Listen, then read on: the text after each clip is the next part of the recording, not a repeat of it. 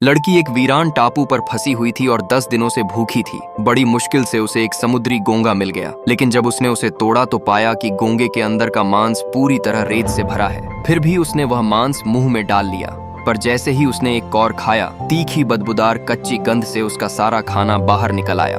उसी वक्त लड़की ने सिर घुमाकर दूर बैठे एक युवक को देखा। उसके सामने एक प्लेट में ताजी मछली रखी थी, जिसे वह खाने से पहले खास चटनी में डुबो रहा था। पेट भरने के लड़की ने तय किया कि वह थोड़ी अदाओं का इस्तेमाल करेगी। वह कमर मटकाते हुए युवक के सामने इधर उधर घूमने लगी। कुछ ही देर में युवक ने उसे अपने पास बुला लिया, लेकिन उसी समय युवक ने लड़की के सामने एक अजीब शर्त रखी। उसने लड़की से कहा कि पहले उसे चूमना होगा। लड़की ने सोचा कि इसमें उसका क्या नुकसान है, और फिर उसने खुद आगे बढ़कर उसे एक मीठा चुंबन दे दिया। इसके बाद युवक ने बड़ी बड़ी मछली के टुकड़े उठाकर खाने शुरू किए। उस दिन से दोनों एक दूसरे के सहारे हो गए।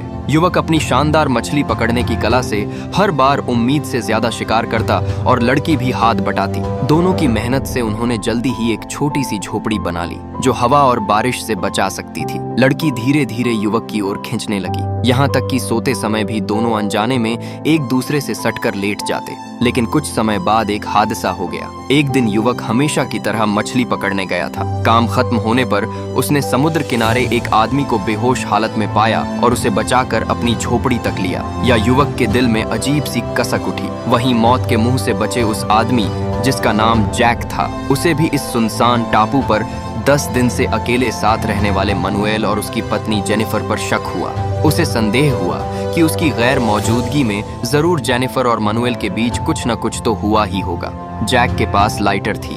उसने आग जलानी शुरू की। जब जेनिफर और मनुएल लौटे और आग देखी तो खुशी से झूम उठे, क्योंकि अब उन्हें कच्चा मांस नहीं खाना पड़ेगा। मगर जैक ने उल्टा मनुएल से कहा कि वह उसकी पत्नी से दूर रहे।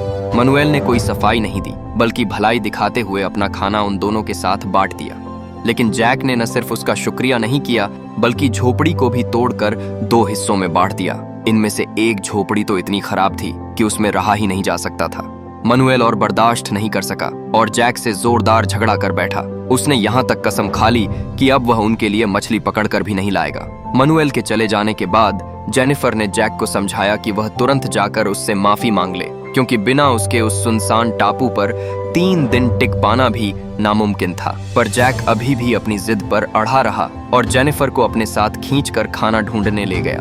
वह किसी भी कीमत पर यह साबित करना चाहता था कि वह अपनी पत्नी की देखभाल खुद कर सकता है, लेकिन जल्दी ही उसे इसका नतीजा भुगतना पड़ा। उनके पास डाइविंग मास्क ना होने के कारण वे गहरे पानी में नहीं उतर सकते थे। सिर्फ टापू पर कुछ केकड़े बटोरकर अपनी भूख मिटाते रहे, पर वहां मौजूद अधिकतर जीव जहरीले थे। जैक बुरी तरह से उल्टी करने लगा। वहीं दूसरी ओर मनुएल लगभग हर दिन बड़ी मछलियां पकड़ लेता था। कभी कभी चोरी छिपे पकड़कर कुछ खाना जेनिफर को भी दे दिया करता। बदले में जेनिफर ने मनुएल की मदद करने के लिए चुपके से उसे अपने पति का लाइटर भी दे दिया। पर यह बात जल्दी ही जैक को पता चल गई। जैक को लगा कि मनुएल ने उसका लाइटर चुरा लिया है, पर जैक की नजर अब मनुएल के डाइविंग मास्क पर थी। एक दिन जब मनुएल घोड़े बेचकर सो रहा था, तो जैक चुपके से उसकी झोपड़ी के पास गया और वहां टंगी डाइविंग मास्क लेकर उत्साह से गहरे समुद्र में कूद पड़ा। मगर उसने यह सोचा भी न था कि यही काम उसकी जिंदगी की सबसे बड़ी भूल साबित होगी। जब मनुएल उठा और पाया कि उसका मास्क गायब है, तो वह सीधा समुद्र में जैक से अपना हिसाब बराबर करने निकल पड़ा। जेनिफर ने जब यह नजारा देखा तो वह तुरंत मनुएल को रोकने की कोशिश करने लगी, पर न केवल वह उसे रोक नहीं पाई, बल्कि उसी दौरान खुद मनुएल के हवस का शिकार भी हो गई। पहले तो जेनिफर ने मनुएल को रोकने की नाकाम कोशिशें की, पर कहीं न कहीं उसे भी मनुएल से लगाव हो गया था। जल्दी ही उसने खुद को मनुएल के सामने सरेंडर कर दिया। कुछ घंटों बाद जब जैक लौट कर आया तो उसने डाइविंग कर दिया और कहा कि उसका मास्क हवा से दूसरी तरफ उधर गया था। हालांकि मनुएल सच्चाई जानता था, मगर फिर भी वह शांत रहा और उसे घूरता रहा। वापस झोपड़ी पहुंचकर जैक ने जब अपनी पत्नी की तरफ देखा तो उसे समझते देर न लगी। जैक गुस्से से भड़क उठा। जेनिफर ने उसे समझाने की कोशिश की और कहा कि उसने यह सिर्फ उसकी जान बचाने के लिए किया, वरना मनुएल आज गुस्से में जैक को मार डालता। अगर जैक ने उसकी एक नहीं सुनी, उसने जेनिफर के बाल पकड़कर उसे मनुएल के पास फेंक दिया और दिल ही दिल में कसम खाई कि वह मनुएल को आज नहीं तो कल एक खौफनाक सजा देगा। जैक के पेट में भूख थी। उसने अभी तक ढंग का कुछ नहीं खाया था, इसलिए अब उसे कुछ न कुछ करना ही था। उसने पहले किनारे पर पड़ी एक कांच की बोतल तोड़ी, फिर पत्थर पर उसका टुकड़ा रगड़कर चिकना कर दिया। उसने प्लास्टिक की पानी की बोतल आग पर रखकर गर्म की जब तक वह नरम न हो गई। मौका देखकर उसने बोतल के तल को ऊपर की ओर दबा दिया और एक चमड़े की पट्टी से चारों ओर बांध दिया। इस तरह एक साधारण सा काम चलाओ डाइविंग मास्क बन गया और उसे जीवित रहने की एक छोटी उम्मीद भी मिल गई। डाइविंग मास्क पहनकर जैक ने तुरंत अपना भाला उठाया और एक बड़ी सी मछली पकड़ने के इरादे से समुद्र में कूद पड़ा। भूख से बेहाल जैक ने समुद्र में तैरते तैरते अचानक समुद्र की गहराई में एक डूबी हुई छोटी नाव देखी। जैसे ही उसकी नजर उस पर पड़ी, उसका मछली पकड़ने का मन ही हट गया। उसने तुरंत हाथ में पकड़ा भाला फेंक दिया और पूरी ताकत लगाकर नाव को पलटने की कोशिश की, लेकिन उसकी निराशा का ठिकाना न रहा। नाव के तले में एक बड़ा सा छेद था जिसे किसी भी तरह ठीक नहीं किया जा सकता था।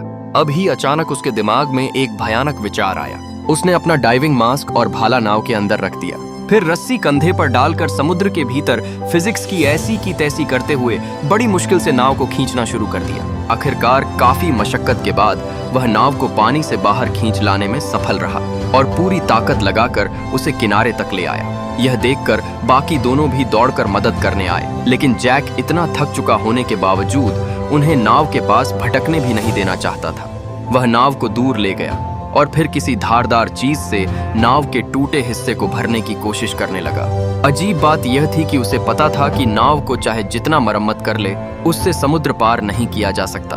भूख से उसका पेट पीठ से चिपका जा रहा था, फिर भी वह बेहद ध्यान और गंभीरता से मरम्मत करता रहा। दूसरे दिन तक उसने प्लास्टिक की शीट से छेद को बंद कर दिया और यहाँ तक कि एक खींचने सिकुड़ने वाली पाल भी बना ली। हैरत की बात यह हुई कि उसकी मेहनत सफल रही और नाव सचमुच ठीक हो गई।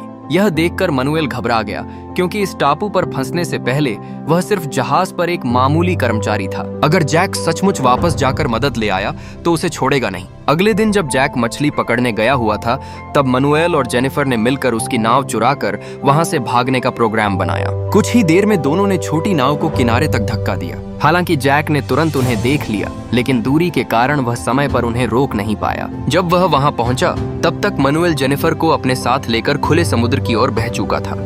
अजीब बात यह थी कि जैक अब जीवित रहने का मौका खो चुका था। वह हमेशा के लिए इस टापू पर फंस चुका था, लेकिन फिर भी उसके चेहरे पर निराशा की एक झलक भी दिखाई नहीं दे रही थी। इसके बजाय वह एक अजीब सी मुस्कान के साथ कुर्सी पर बैठ गया और बहती हुई नाव को देखता रहा। जैक के इस अजीब और गरीब व्यवहार को देखकर दोनों को कुछ समझ नहीं आया। पहले उन्हें लगा कि शायद वह गुस्से में पागल हो गया है, लेकिन जल्दी ही जेनिफर को एहसास हुआ कि कुछ तो गड़बड़ है। तभी दोनों ने देखा कि जैक ने नाव को असल में ठीक किया ही नहीं था। नाव कुछ ही देर में डूबने वाली थी।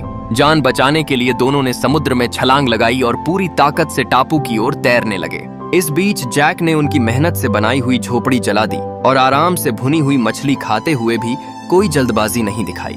दूसरी तरफ जेनिफर और मनुएल तैरते तैरते थक कर चूर हो चुके थे, पर फिर भी उन दोनों ने हार नहीं मानी और किसी तरह टापू पर वापस आ पहुंचे। जैक ने जैसे ही देखा कि मनुएल तट पर आ चुका है, उसने तुरंत मछली मारने वाला भाला उठाकर उस पर हमला करने की कोशिश की।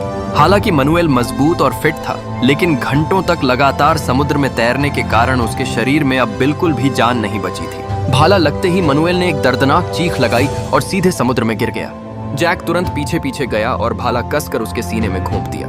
कुछ ही पलों में समुद्र का पानी खून से लाल हो गया। मनुएल की कहानी वही खत्म हो गई। इसके बाद जैक ने जेनिफर को बांधकर सख्त सजा दिया। जेनिफर को एहसास हुआ कि इस निर्जन टापू पर जिंदा रहने के लिए उसे जैक की बात माननी ही पड़ेगी। उसकी आंखों में डर और विनम्रता साफ दिख रही थी। कुछ समय बाद जैक ने अपनी पत्नी की बेवफाई को माफ कर दिया। दोनों ने फिर से रेत पर एक छोटी झोपड़ी बनाई और कड़ी मेहनत भरी जीवन जीने लगे।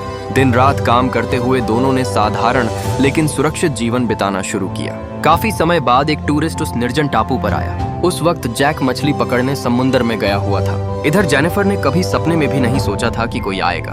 वह खुशी से उछलते हुए झोपड़ी से बाहर निकली। टूरिस्ट ने उसे अपनी नाव में बैठाया। जेनिफर को खुशी और थकान दोनों महसूस हो रहे थे। न जाने कितने महीनों बाद आज उसने पेट भरकर खाना खाया। उसी समय जैक ने समुद्र से अपना सिर पर जेनिफर को आवाज लगाया, पर जेनिफर ने जैक की ओर बिल्कुल भी ध्यान नहीं दिया। साथ ही साथ वह जैक का लाइटर भी अपने साथ ले आई थी। जैक जेनिफर को आवाज लगाता रह गया, पर जेनिफर धीरे धीरे उसकी आंखों से ओझल हो गया। आखिर जेनिफर ने अपने पति को उस सुनसान टापू पर अकेले मरने के लिए क्यों छोड़ा होगा? आपकी राय हमें कमेंट करके जरूर बताएं।